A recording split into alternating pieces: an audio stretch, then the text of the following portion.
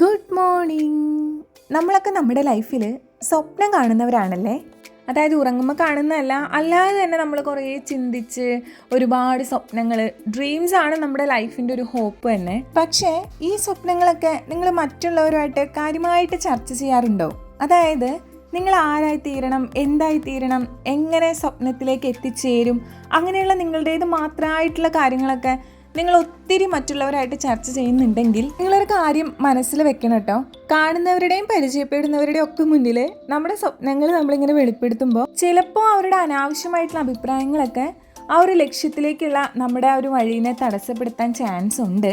ഇനി നമ്മൾ മനസ്സിൽ വിചാരിച്ച ആ ഒരു ലക്ഷ്യം നടന്നില്ലെന്നുണ്ടെങ്കിൽ എന്തുകൊണ്ട് നടന്നില്ല എന്നൊക്കെ മറ്റുള്ളവരെ കൺവിൻസ് ചെയ്യേണ്ട ബുദ്ധിമുട്ടൊക്കെ വരും. അതുകൊണ്ട് തന്നെ നമ്മൾ പ്ലാൻ ചെയ്യുമ്പോൾ തന്നെ മറ്റുള്ളവരോട് പറഞ്ഞു നടക്കാതെ ഒരു കാര്യം നടന്നതിന് ശേഷം ആ സന്തോഷം ഷെയർ ചെയ്യുന്നതല്ലേ നല്ലത്. അപ്പോൾ എല്ലാവർക്കും ഹാവ് എ നൈസ് ഡേ.